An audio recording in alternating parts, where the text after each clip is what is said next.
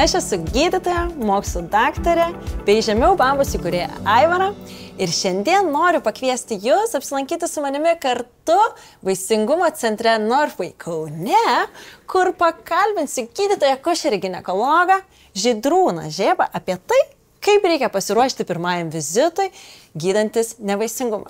Užeikite su manimi. Užeikite. Sveiki. Mielas gydytojau, norėjau pirmiausia jūsų paklausti, kaip vaisingumo specialisto dirbančioje šioje srityje tiek daug metų, kaipgi man vis tik pasiruošti pirmajam vizitui pas jūs? Kažkokio specialaus pasiruošimo tikrai nereikia.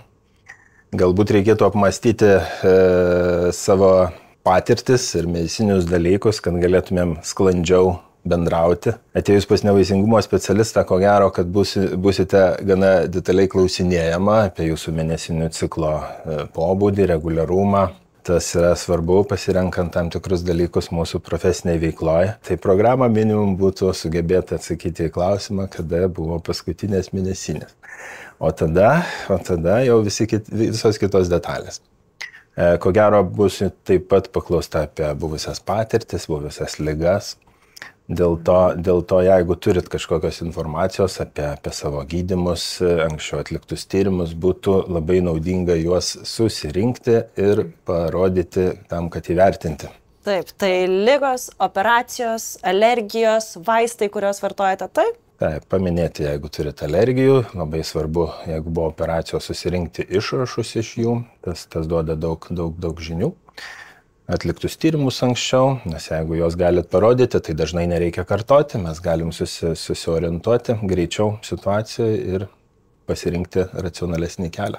Ar reikia kažką savo iniciatyvą suplanuoti iš anksto, atsinešti kažkokių tyrimų jau pas jūs? Dažniausiai neateina žmonės visiškai nieko nedarę, dažniausiai vis tiek turi tam tikrą patirtį ir nueitą kelią, dėl to visada naudinga atsinešti tai, ką turite. Nėra labai geras variantas pasiūlyti daktarui pasikapstyti sveikatoje, nes vis tik sistema yra tokia gan griozdiška ir laiką gaišinanti. Visą laiką didelis pliusas, jeigu pacientas pataupo daktaro laiką ir atsineša tai su savimi popieriniai formai. Taip, ir kaip mes sakome, mes dažniausiai ir paklausime kartais paciento ne dėl to, kad nemokame skaityti ir ieškoti informacijos, bet tiesiog išgirsta ta informacija gyvų laiku yra pati vertingiausia iš paciento čia ir dabar, ar ne? Taip, pašnekesys visą laiką yra reikalingas ir jis padeda užmegzti ir ryšį, padeda suprasti geriau situaciją ir tai yra svarbu visada, nes sritis yra intimi ir ryšys su daktaru, jeigu jis yra geras, tai yra kelias į rezultatą. Na ir gydytojau, papasakokit, mums, manau, visiems tikrai labai įdomu, kaipgi viskas atrodo realybėje, mes dirbame su tuo kasdieną, bet ir pacientams įdomu žinoti, kokiegi tyrimai reikalingi atvykus pas gydytoją ginekologą dėl vaisingumo, problemų, kokia aparatūra reikalinga, kągi darote su mumis, kai atvykstame. Jeigu kalba eina apie konkrečiai nevaisingumo reikalus, tai šiek tiek skiriasi nuo profilaktinių patikrinimų, kas yra atliekama rutiniškai klinikinėje praktikoje. Mūsų tyrimai, jeigu šnekėtų apie moterį, tai yra dviejų krypčių. Mes, atliekam tyrimus dėl anatomijos. Tai visada bus atliekamas ultragarsinis tyrimas ir jis duoda daug informacijos.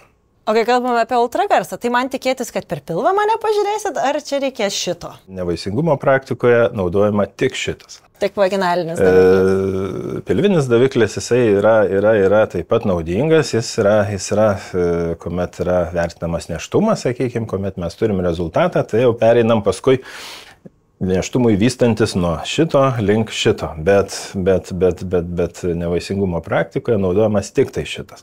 Jis leidžia įvertinti struktūras. Mūsų struktūros yra folikulai maks 2 cm diametro, dėl to jos reikia matyti. Tai pilvinis daviklis jisai tokiom smulkiom struktūrom vertinti kiaušidžių rezervomis tiesiog nepakankamai tinkamas. Yra imami tyrimai dėl infekcijų. Sulaukus atsakymų, mes paprastai planuojam intervencinį tyrimą tam, kad įvertinti kiaušintakių pratekamumo būklę. O jis vyksta taip pat čia ginekologo kabinete ar jau operacinėje? Jis gali būti atliekamas ambulatoriškai, tam pačiam kabinete, be narkozių, bet jis atliekamas yra nedidelės rizikos atvejais. Jeigu mes neturim piktų infekcijų, jeigu mes neturim patirties, kad buvo lygos, buvo uždegiminės lygos, negimdiniai nėštumai, tai yra tie dalykai, kurie didina riziką, kad tikrai ten bus problema. Ambulatorinis tyrimas gali būti nepakankamai informatyvus. Tokiais atvejais yra siūloma atlikti laparoskopinę operaciją. Tai jau tada jau yra kiti dalykai. Taip, bet jau operacijai tuomet atvykstame kitą dieną, ar ne, jeigu reikėtų ją atlikti? Operacija jau yra planuojama. Ten jau yra daugiau stacionaro dalykas, jau yra atliekama su anesteziologais ir reikia gultis. Aišku, šiais laikais neužlaikoma pacientai ir išleidžiama dažnai net ir tą pačią dieną arba sekančią, jeigu nėra kokių komplikacijų.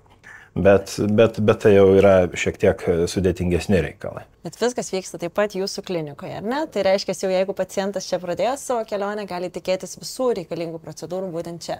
Taip, mes turim ir laboratoriją vaisinimo, mes turim ir operacinę. Tai galima laparoskopinės operacijas atlikti čia taip pat. Na ir kita ištyrimo dalis, kuri paprastai suplanuojama po vizito, yra hormoniniai tyrimai. Jie atliekami jau, tai yra kraujo tyrimai, atliekami pagal moters mėnesinių ciklo dienas. Ir jau atlikus, reiškia, šitus tyrimus, lieka mums vyrą ištirti, nors realiai tas tyrimas turėtų būti pirmas. Pagal logiką tai labiausiai susijęs su vaisingumu tyrimas ir labai logiška būtų susidūrus su šita problema, pradžioje atsiųsti vyrą atlikti spermos tyrimą, o moteriai ateiti konsultacijai, kuomet jau mes jau galime įvertinti tą dalyką. Ta garsioji spermograma. Spermograma, taip. Na, o dabar, manau, taip pat man vis akį traukia ir noriu daugiau sužinoti apie tai, kasgi čia yra. Nes bent savo praktikoje tai to kasdieną tikrai nenaudoju. Čia jau visiškai vaisingumo specialistų yra instrumentai, ar ne? Papasakokit, kokie čia yra reikalai ir kam jūs naudojate ir kada to tikėtis. Mes turim punkcinę adatą.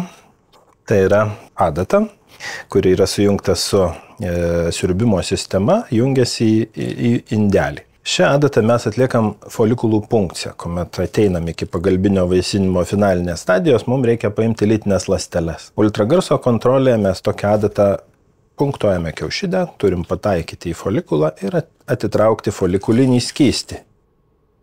Čia yra nukreipėjas, kuris montuojasi ant daviklio ir per šitą skylutę adatą, reiškia, mes atliekam procedūrą. Čia yra kateteris, kuris, čia yra inseminacijos kateteris, tai yra kateteris, kuris naudojamas pačiai paprasčiausiai vaisinimo procedūrai, vadinama intrauteriniai inseminacijai. Per jį mes sušvirkščiam paruoštą spermą į moteris gimdą. Taip pat ją galima naudoti tam, kad pasimatuoti gimdos anatomiją, tas yra svarbu, nes atliekant embrionų perkelimą, vienas iš tokių subtilių dalykų, tai yra patalpinti embrioną į tinkamą gylį, tai pasitikrinti ilgį gimdos mums klinikiniai praktikoje yra svarbu. Na ir čia susigriebti, ką reikia susigriebti, jau čia galima bet ką susigriebti, tai ką reikia. Čia dar po mumis toksai aparatas, kur jūs galite spausti pedalą, ar ne, ir aspiruoti tuos reikalingas ląsteles. Taip, čia mes turim pompą, čia mes turim plokštelę, kur yra šildoma, nes folikulinis skystis yra atitraukiamas į mėgintuvėlį ir jisai kurį laiką dar būna, prieš tai, kuomet mes jį atiduodame embriologijai, tai yra svarbu, kad jo neatšaldyti, nes temperatūra čia kritiškai svarbi šitam momentui ir reikia nesušaldyti. Tai embriologai irgi yra svarbus asmenys ir visuomet šalia čia, ar ne? Embriologai yra esminiai asmenys ir jie yra už langelio, tai jau kuomet mes turim ką atiduoti, mes atiduodam per langelį jiem ir jie jau tada ieško lytinių ląstelių. Tam, kad atitraukti folikulinį skystį, mes turim pompą, čia yra pedalas, kurį paspaudus, sudaromas neigiamas slėgis ir išpunktavus folikulą mes atitraukiam tokiu būdu į mėgintuvėlį folikulinį skystį, kuriame ieškom kiaušialąsčių. Turiu svarbiausią klausimą apie punkciją. Ar skauda? Ir kągi padaryti, kad neskaudėtų? Nes žinau, jau negaliu neslėpti, yra moterų, kuriams tai yra skausminga ir nemaloni procedūra. Kągi padaryti ir nuo ko tai priklauso? Folikulų punkcija yra intervencija. Tai bakstelėjus į kūnelį, tai paprastai sukelia skausmą. Tai mes tai paprastai daroma su anesteziologo pagalba. Anesteziologai suleidžia vaistus į veną, užmigdo, kiek reikia, ten 15 minučių, kiek reikia, kiek trunka procedūra. Ir tuo metu mes atliekam intervenciją. Tai skausmo tuo metu nebūna. Skandinavijoje yra tradicija daryti tai be narkozių. Tai jie naudoja nuskausminančius vaistus, bet be abejo, kad diskomforto būna gerokai daugiau. Tai mes pacientus mylim šiek tiek labiau negu jie. Bet kaip jūs ir minėjote, anesteziologai duoda tų vaistų į veną, bet tai nėra bendra nejautra. Čia ir visiems žiūrovams, tai nėra bendra nejautra. Taip, tai yra tiesiog šiek tiek raminantis ir skausmą nuimantis vaistai, kad tarsi užmiegi ir nejauti. Tai yra taip vadinama intraveninė nejautra. Tai reiškia, kad jinai yra trumpalaikis medikamentinis miegas, bet be abejo tai neturi nieko bendro su ta bendrinė nejautra, kur atliekamos operacijos kelių valandų trukmės. Taip. Tai yra malonus procesas. Taip, to tikrai nereikėtų bijoti. Gydytojau, turiu jums dar vieną klausimą. O kai ateinu į vizitą pas jūs, tarkime, kaip vaisingumo specialistą, kiek užtrunka pats vizitas? Kiek man laiko atidėti? Vizitui duoda pusvalandį. Per tą laiką mums reikia viską sušnekėti, apžiūrėti, paimti tyrimus ir pasišnekėti apie ateitį, sudaryti planus. Laiko nėra labai daug įprastai. Taip. Ir dėl to yra svarbu, kaip minėjau, sklandžiai šnekėti, tai yra būti apmąsčius. Tolimesni planai priklauso nuo situacijos, gali būti labai skirtingai.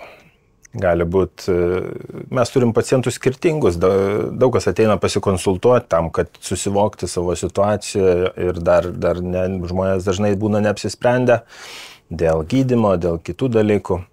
Kuomet mes jau turime etapą, kuomet mes jau judam konkrečiai link gydymo, tada jau būna tie ir vizitai, ir intensyvesni, ir dažnai tenka bendrauti, kartais net ir kas kelias dienas pasimatyti ir kontroliuoti situaciją. Tai galima tikėtis, kad netgi jau kai pradedi visą šitą kelionę, kad gali būti, kad tapsime geriausiais draugais ir bendrausime tikrai dažnai, ar ne? Taip gali būti. O galim tikėtis ir pas tą patį gydytoją vis apsilankyti, ar galiu jausti saugiai, kad jeigu jau pradėjau pas jūs lankyti šioje kelionėje, kad tai ir būsite jūs mano specialistas? Nevaisingumo praktika yra pasižyminti šitų dalykų, kad pacientai jie paprastai renkasi gydytojus, o jau paskui mes jau kuruojam savo pacientus. Aišku, normalu keisti gydytoją, bet jau tai paprastai būna po gydymo epizodo, o procese stengiamės prižiūrėti nuo pradžios iki galo. Bet tikrai gerai, jeigu su kažkuo jau užmesgi ryšį, kad gali ir toliau bendrauti ir nereikia tos pačios istorijos nuo nulio pasakoti. Taip, ir pacientą pažinti yra svarbu. Tai medicinio rezultato prasme nekeisti gydytojo eigoje yra gerai. Tikrai, ir dabar štai jūs turite ir tokias palatas. Ar man siekiant pastoti, kai turiu problemų su vaisingumu, gali tekti ir čia apsilankyti ir pagulėti? Ir kodėl? Čia įsikūrė pacientė paprastai po folikulų punkcijos arba po operacinės intervencijos gali būti įkurdinta. Po intervencijos reikia tam tikro laiko, kad ramiai atsigauti ir kad tvirtai savo kojomis išeiti. Tai čia mes pacientę paguldome, jinai čia būna kartu su savo vyru, paskui aptariam visą situaciją, aptariam planą. Tai čia tokia yra atsigavimo vieta. Ir jums, kaip su tokia didžiulė patirtimi, turiu vieną labai svarbų klausimą.